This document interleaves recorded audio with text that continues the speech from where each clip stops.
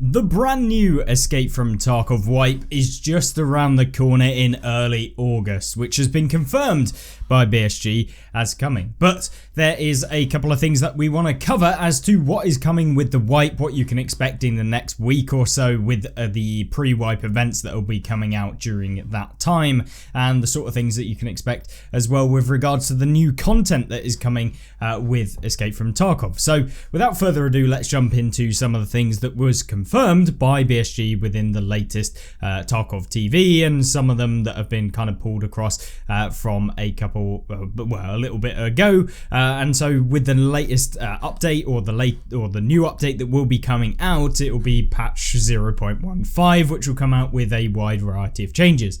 Now these changes, of course, will come after the wipe during when the wipe actually happens for PvP. If you're playing PvE, there is no wipe, so this will just come into effect into the game as you go through and upgrade your character or whatever. But in terms of what is actually coming, what's changing with the game, let's get into it. So first things first, obviously there will be some wipe events. If you've been playing recently, you'll see that there was the beginning, or at least what seems to be the beginning of the pre-wipe events, being that labs was completely free for everyone to jump into and of course play with zero kind of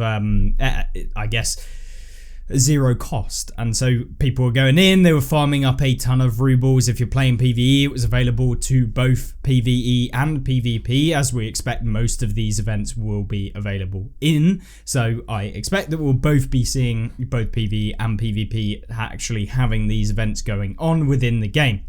Now currently no information as to what these events are going to be for definite, but you can probably expect a wide variety of kind of pre-wipe event quest chains that lead up to some pretty decent rewards. Usually BSG kind of flood PvP at least with some of the very, very cheap events where you can pick up lots of different things for very, very cheap within the game that you may have not been able to actually buy. And so with that, you can expect a wide variety of different events. Maybe they'll bring back all boss events, maybe again, we just don't really know at this point, but usually it is some kind of engaging content that gets you playing the game and trying things out just before the wipe to kind of gain that hype and of course bring people back to play the game for when the wipe actually does happen, which is early August. So of course early wipe events can be all variety of different things. They could be completely brand new to the game that we've never seen before, so just be aware of that if you are kind of wondering what they could be. There's no guarantee that they'll be the exact same as the previous, but they most likely are going to be centered around the same sort of thing. But there is some new weapons that will be coming out with the new wipe, which will be the Uzi, the M60, and the final weapon being the SR3M, which is the VIKHR, or Vicar, whatever you want to call it. But that will also be coming in with the new wipe, which is fantastic. 3 new weapons to try out and test out within the game that should hopefully be interesting, or at least something different to get to grips with. And of course if you're playing PvE, it'll be a great time to actually grind out your character, so when these weapons do go live you can just instantly buy them, which is kind of one of the main attractions, at least for me, to play PvE and level up my character, is so that when these kind of content do actually come out, is that we can just jump on, get them straight away without having to do any of the kind of additional things that maybe would happen during the beginning of a wipe where you just don't have them unlocked, etc., because of the level requirements or hideout requirements, etc., to be able to get them. So a really nice thing to do if you aren't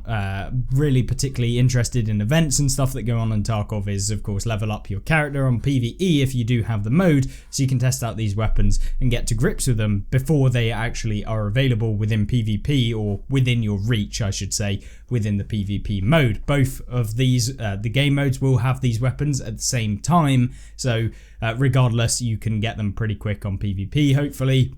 But as far as how you actually obtain them, we just don't have any information right now.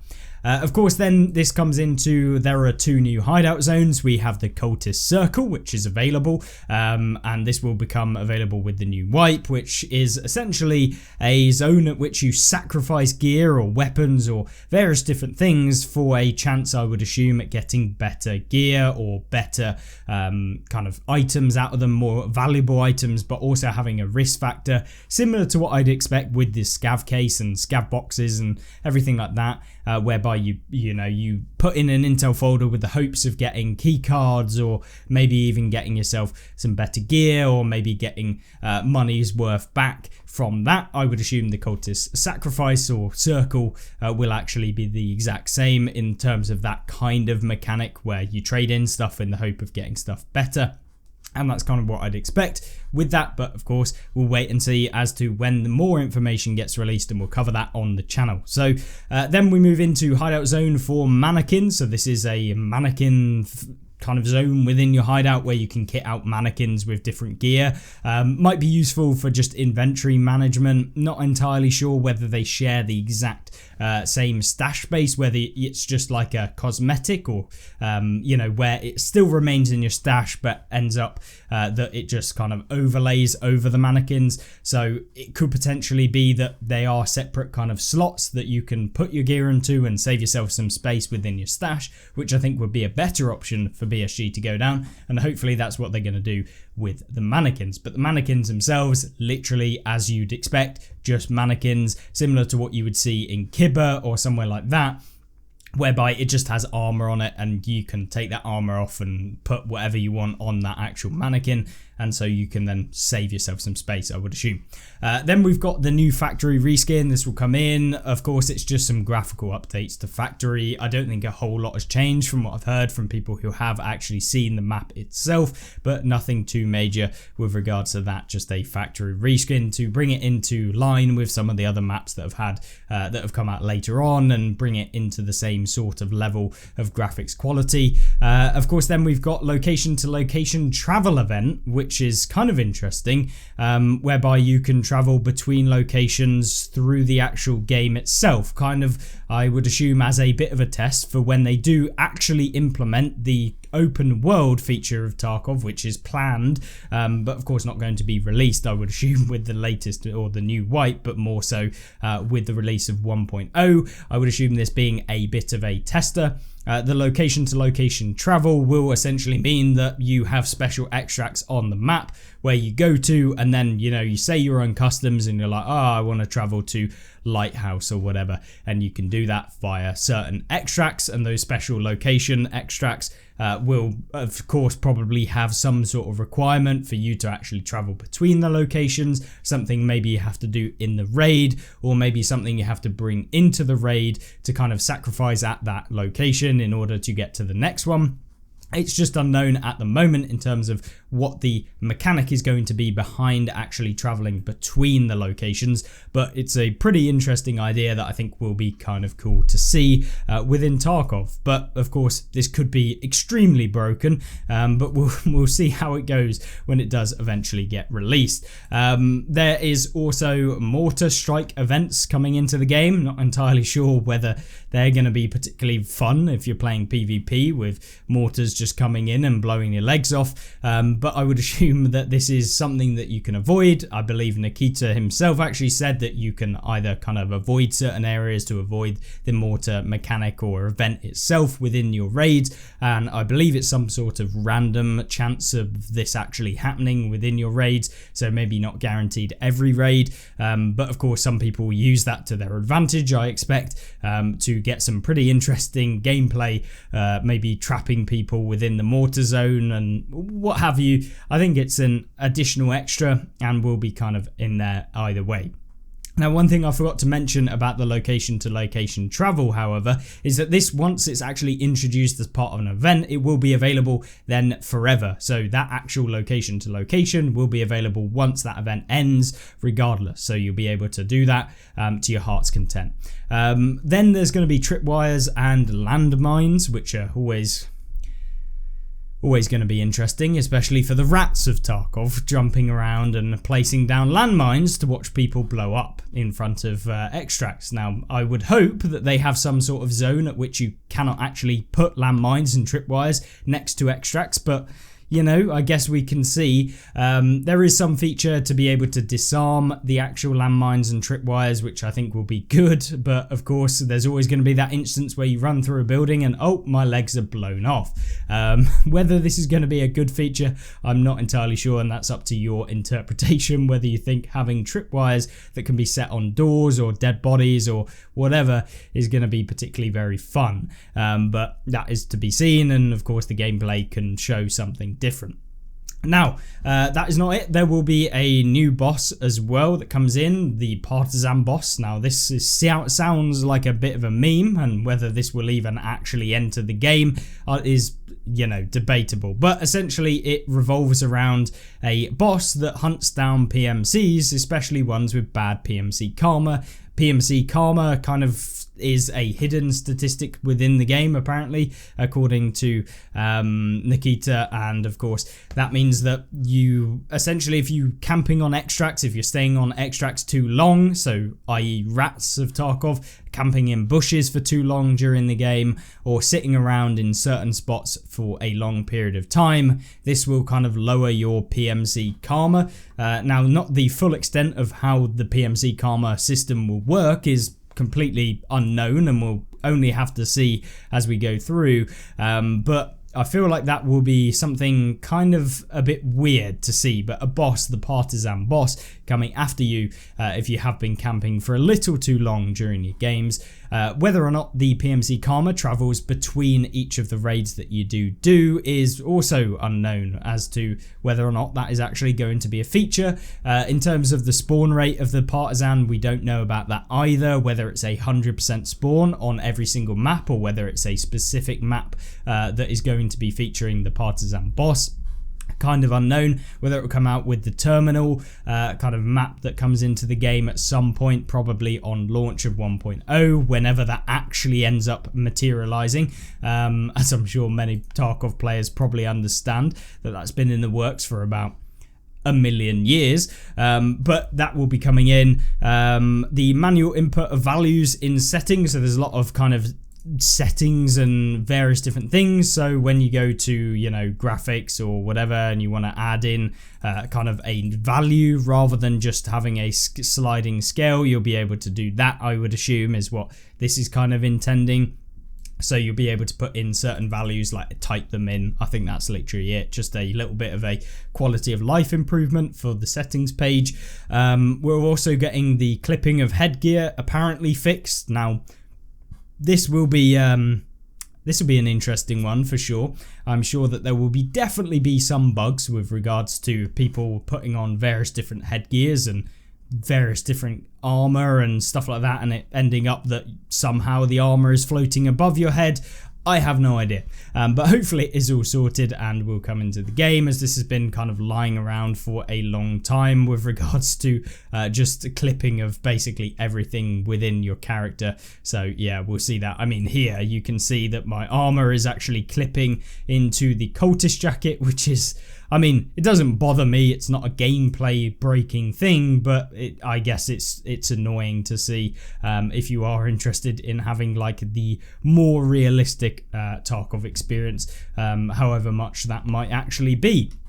So then we have the ability to select your grenades. So grenades are going to be able to actually be selected now, which is definitely going to be a good change. I mean, the fact that you have to kind of spam through all of your grenades to pick the right one. If you've got a stun grenade or if you want to use an impact, you're kind of having to go through or selecting it from kind of your inventory. Now you'll be able to press G and then you'll be able to select the actual grenade that you want, which I think is good. How that selection will work, whether you can still equip a grenade, just any random grenade, not entirely sure. I think having both options would be a good one. If you hold G, you'll be able to access the grenade inventory menu maybe, or whatever it is, kind of a pop-up, and then select the grenade, or whether you'll just press G regardless and it will pop up with that menu. Not entirely sure. But of course that's coming in. I think that'll be a good thing for playing and actually choosing the things that you want to use. There's also activating your flashlight by holding the button as well. So rather than previously, you press T and it will light up or whatever, now you're having to hold T in order for it to activate. Whether or not you'll be able to change that in your own settings so that you can either have it as a press or a hold, so that you can do whatever you want with regards to that, because I'm sure a lot of the PvP chads are going to be looking to find the fastest way to just activate their flashlight. And of course holding it is going to be a bit more of a pain with regards to that, taking a finger away from your playing experience. So yeah, that is going to be something that comes in at some point. Whether that is with the patch is, I would assume, will come in with the patch, but we'll see, because there are definitely some quality of life improvements, which I assume that is going to be a part of. There's also armbands for both shoulders, so I believe Arena has this currently, and this will be available to PvE, PvP, which will be great. Not a particularly big one, but it's in there. Alterations to weapon animations are also coming into the game, which means that you will now be able to see better animations. I mean, they're not terrible at the moment, but better animations, I don't think anyone's going to be complaining, as long as the game, it doesn't break how you're actually playing the game. And one of the great changes that will be coming as well is the fact that we'll be having some audio optimization, which has been very long awaited within the game. And the extent of this is, of course, down to BSG, whether they've actually done the due diligence to actually make it what we'd expect from the audio, because of course there are tons of audio issues with regards to being inside of a building and hearing the external audio, such as like weather, wind and that sort of stuff when you're actually fully inside the building. But what they've said is that they'll be optimizing the actual audio itself, as well as adjusting the balancing of headsets, so the actual range at which headsets will be actually able to detect PMCs. There will also be some actual adjustments to how fast people are moving, how much sound is made during that movement, depending on how fast they are, whether you're crouching, whether you're sprinting, whether you're just walking normally or walking at a decent pace, as well as the fact that the terrain types or the actual surface at which you're running or moving on will also affect the actual noise level of that movement, so that it will be adjusted dependent on your surface type, which don't really know if that is actually a thing right now, or at least definitely not in the degree at which they're hoping to do with this new change, which I think will be a very, very good one. And as long as that they do it in the right way, where we are actually getting some decent audio changes, then that will be something that I think a lot of people will be very, very happy about, as long as it's executed properly and isn't just a bit of a kind of minor fix to the problems that we've already got within the game with audio. Further on in the wipe, there will also be some changes with regards to being able to select on PvE the ability to change the season. So at the moment they're actually working on creating the autumn season, which will come out towards the end of the year, or at least during the autumn season. So late August, early September-ish is when we'll actually see the introduction of the autumn season, and so that will come with its own graphical changes and stuff like that, much like we saw with the Christmas event and the snow everywhere.